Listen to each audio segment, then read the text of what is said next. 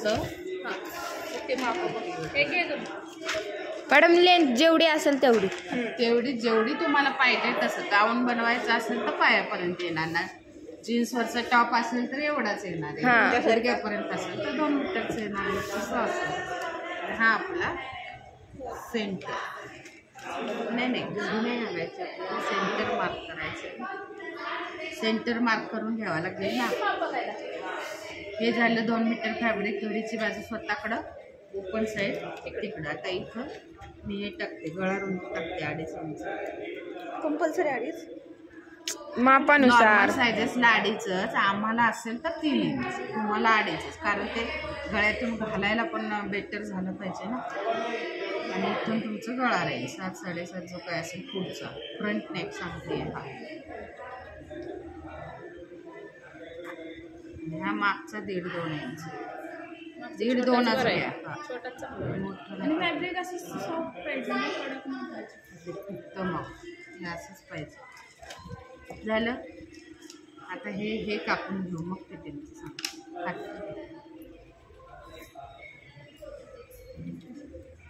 गळा थोडा आता बारीक करू.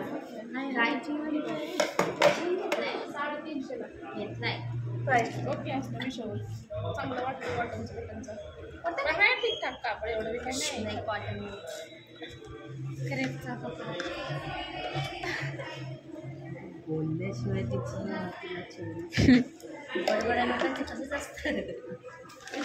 कॉटन ठीक आहे. झालं. सोपं. मग आता हे गळा फिनिशिंग करायचा. इथली साईड शिवून घ्यायचे. हे डबल फोल्ड. लेस लावली तरी चालेल. गोळ्यानवाली ती लेस असते ना, इथं पण डबल फोल्ड करून घ्यायचं. हे सगळं फिनिशिंग झालं की मग सगळ्यात शेवटी तुमचं फिटिंग येणार. ब्लाऊज पण चालेल असं. एक ब्लाऊज शिवा असं ना मॅडम. चांगलं दिसत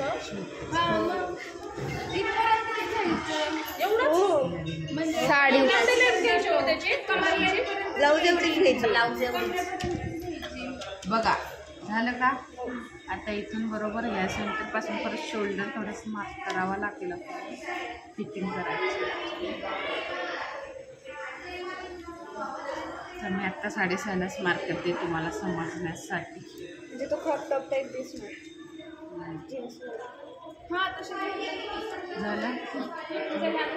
मुंड्याचं पण मार्क करून घेते तुमच्या हिशोबानं. हे मी आपला अंदाजे सांगते तुम्हाला, नाही तर टाकतात काय तर. आता मी जरी हे 28 म्हणलं तर 7 दूनी 14. हे आलं 14चा मार्क. आता वेस्टने तुम्हाला मार्क करावे लागतात. जी काही वेस्टचं मार्किंग तुमचं येतं 6 धरू येतं. मग हे इथून डायरेक्ट तुमचं फिटिंग होणार आहे. ब्लाऊजला पण सेम ठेवायचं फक्त. सरळ एवढं कापायचं.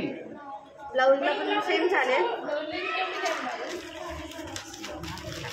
शॉर्टकट ब्लाऊज कसला चांगला दिसतो.